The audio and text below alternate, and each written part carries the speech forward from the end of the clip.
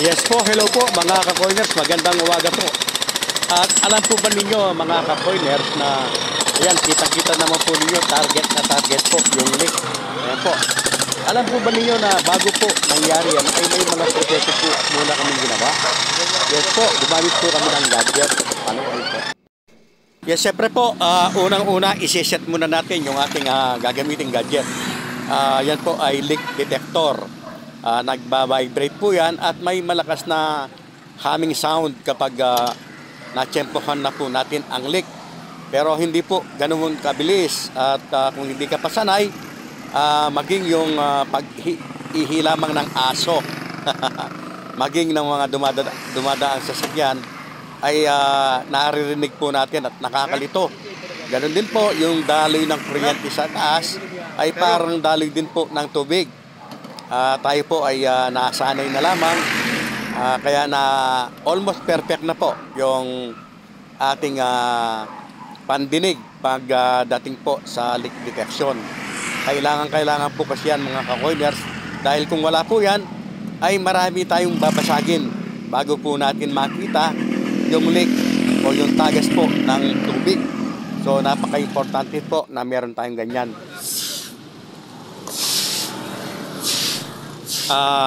Ayan po at nagwawalis o winawalisan po ng ating kasama ang tubig. Kasi po napakaraming nilalabasan ng tubig. So kailangan talaga po nating i-detect yan kung saan talaga nang gagaling o saan po talaga yung tagas. Napakalawak po ng pinaglalabasan ng tubig, kaya kung wala po nga tayong detection o detector ay maaaring makita nga natin yung leak. Ayan po, nakita na natin. Narinig ko na. So yan po sila magbabasag. So itutuloy po natin yes po, kung hindi nga tayo gagamit yan ay lahat ng posibleng pinagmumulan ng tagas ay hindi natin tukayin, kaya lang hindi po accurate. So yan po yung inakahan ko o yan po narinig. So yan po yung napakalakas na vibration. Kaya nga po, tama-tama, perfect target po siya. So ayan po, nakikita naman po ninyo na bumukal na o bumulwak na po yung tubig sa mga corner. So ang susunod po na gagawin ay palalawakin po o lalakihan ng butas na yan para lumitaw po o lumabas kung ano po yung tumatagas. Kung yan po ba ay main line o service line lang. At sa akin pong tingin ay dito po natin dyan po natin na-detect yung malakas na tunog. Binabasag na po, titignan natin kung nandyan nga po yung leak. Kasi malakas yung vibration at sa tingin ko po ang pinakamahirap na parte. Dyan nga siya makukuha. Yung malamang po, main line dito, main line po na. May asphalt yan. Tingnan natin kung accurate pa tayo. Asphalt tayo gumagamit ng ganyan na mas makapal. Nasa 12 inches po. Mahirap lamang po kasi pag ganitong nakatibay. Nag-pinpoint tayo.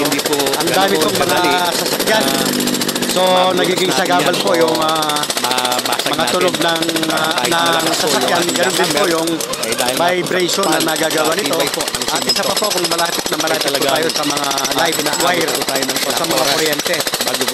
Interaction po yun o interference. At ayan po, nagtulong na po yung dalawang kasama natin para dalawang jackhammer po yung gagamitin nila para mas mapabilis po natin yung pagbabasag ng konkreto.